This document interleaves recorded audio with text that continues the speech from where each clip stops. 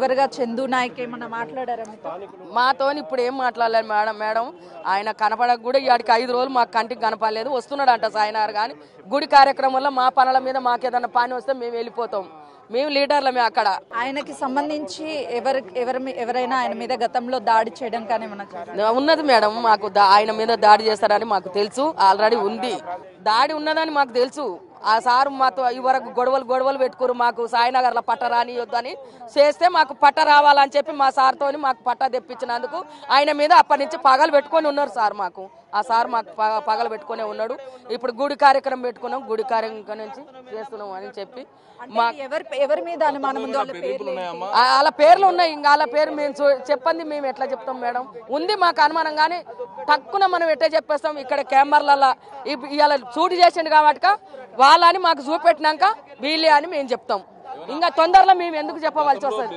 అమ్మా ఏం డిమాండ్ చేస్తారు ఈ రోజు మీరు ఒక పెద్దన్నని అంటే పార్టీలో వ్యక్తి కన్నా కూడా కుటుంబ సభ్యుడు అనొచ్చు ఏం చెప్తారు ఏం చెప్పాలో మాకేం దోస్తలేదు మేడం మాకు ఇప్పుడు ఏం దోస్తలేదు మా సార్ మాకు లేకుండా పోయినందుకు ఈ తక్షణంలో మాకు ఆ సార్ అట్లా లేకుండా అయినప్పుడు మాకేం దోస్తుంది మేడం మీరేం చెప్పండి మాకేం దోస్తలేదు ఏం చెప్పనీకి వస్తలేదు మేడం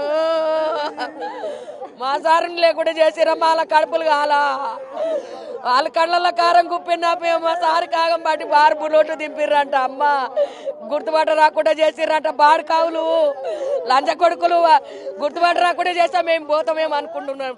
చెప్పండి అంటే కుట్రపూరితంగానే ఇదంతా చేసి ఉంటారా ముందుగానే ప్లాన్ ఏం ప్లాన్ ఏం కథ మేడం ప్లాన్ తోనే చేస్తున్నారు మేడం ఇది ప్లాన్ అర్థమైతలేదు నిన్న మాట్లాడినాడమ్మా వచ్చి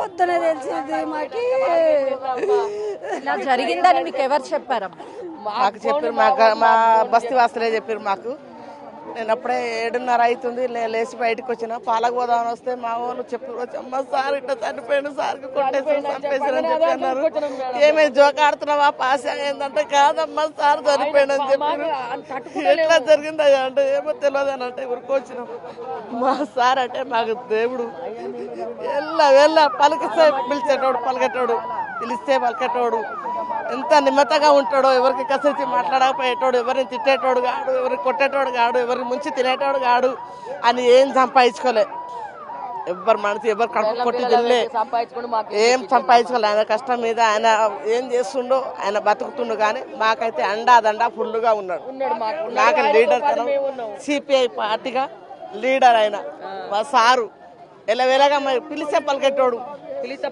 అర్ధరాత్రి లేచి వచ్చేటోడు మా దగ్గర ఏమైనా సమస్యలు ఉంటే మాకు ఇంటిని కూర్చొని చెప్పేటోడు.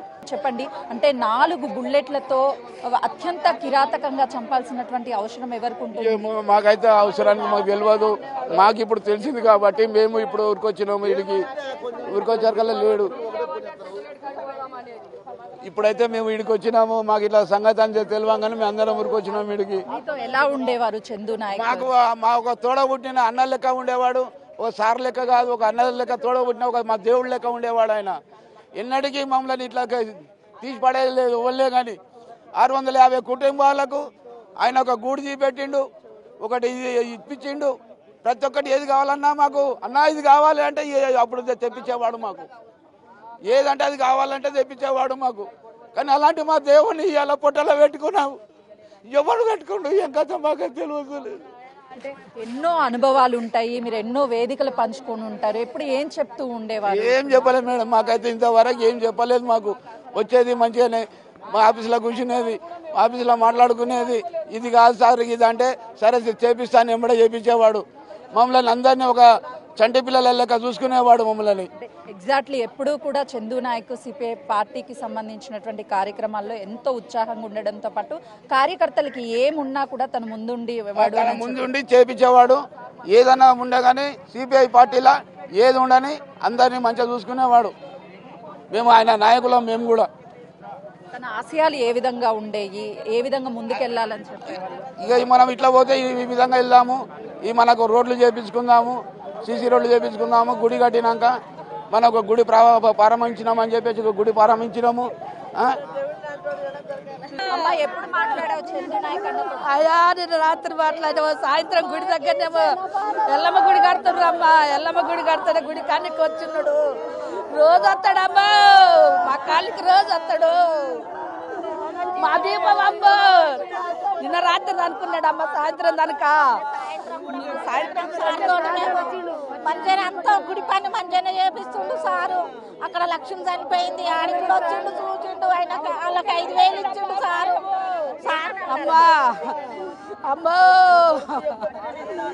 ఏడు రావట్లేదండి. ఏ విధంగా ఉండేవాడు మీకు? మాతో తోడబుట్టిన అన్నలన్న చేయలేదమ్మా, అన్న చేసిండు మాకు. తోడబుట్టి అన్న నాకు మాకు ఎవరు పెట్టలేదమ్మా. ఏడపెట్టి చేసిరో పావుల బేడ పెట్టి కానీ ఈ అన్న మొత్తం పెట్టిండు. మాకు ఇల్లు ఇచ్చిండు, మా ఆరోగ్యాలు బాగాలేకుండా ఇచ్చిండు, నీళ్ళు ఇచ్చిండు, పట్టాలు ఇప్పించిండు, మాతో పోరాటం చేసిండు. పేదల పెండిదమ్మా మాకు అన్న అంటే అన్నే అమ్మా. అన్న ఎంతమంది 1000 మంది రాని మాట్లాడేదమ్మా. పంచాయతీ అయినా గొడవ అయినా ఏదైనా శత్రుత్వం ఎంతున్నా చేయి కలిపేదమ్మా, మాట్లాడిచ్చేదమ్మా తోటి. కొట్టుకున్న వాళ్ళని తిట్టుకున్న వాళ్ళని కూడా రేపు పోయి అక్క చెల్లి అనుకునేదమ్మా. అట్లాంటి మా అన్న అన్న అంటే అన్నమ్మా. సిపిఐ పార్టీ నాయకుడమ్మా ఆయన నిజంగా రక్తపు మడుగుల్లో కొట్టుమిట్టాడుతూ ప్రాణం కోల్పోయాడు చందు నాయక్.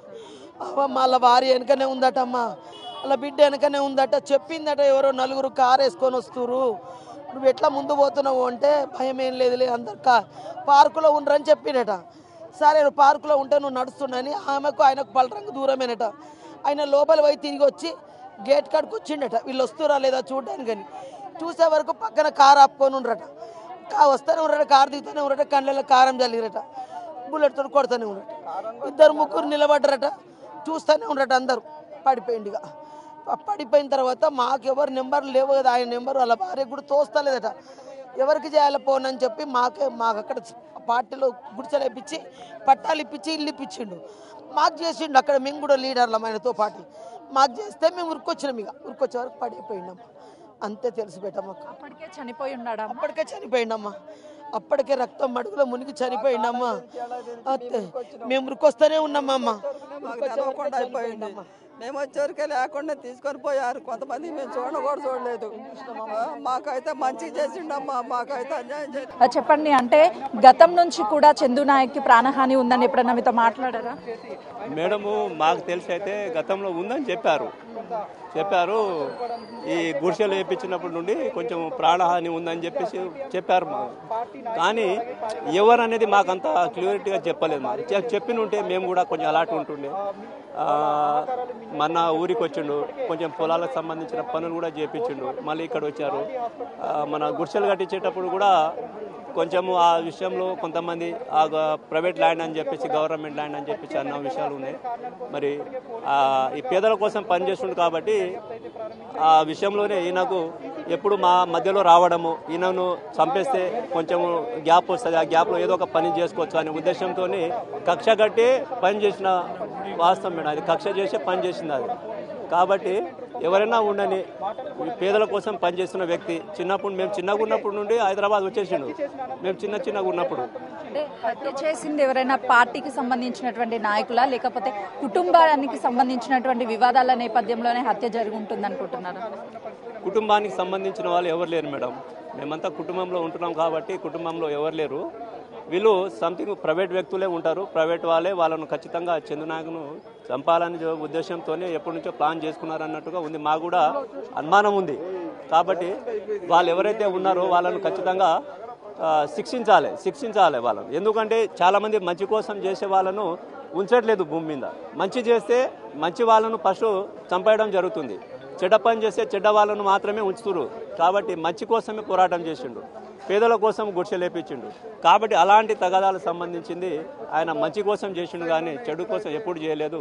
కాబట్టి ఎవరైనా సరే అలాంటి వాళ్ళు ఎవరైనా ఉంటే వాళ్ళను ఖచ్చితంగా శిక్ష పడాలి. వాళ్ళు మామూలు శిక్ష పడవద్దు. అలాంటి మళ్ళీ ఇంకోసారి రిపీట్ కాకుండా ఉండాలి. హైదరాబాద్లో అలాంటి చాలా నడుస్తున్నాయి. గవర్నమెంట్ కూడా ఎలాంటివైనా భూ సమస్య కానీ భూ తగాదాలు కానీ ఇవి ఎక్కువ ఉన్నాయి. కాబట్టి అలాంటి ఏదైనా ఉంటే వాటిపైన కొంచెము భయం అనేటట్టుగా ఉండాలి. ఎవడైనా ఆ జోలికి పోతే అసలు ఆ జోలికి పోకుండా ఉండేటట్టు ఉండాలి.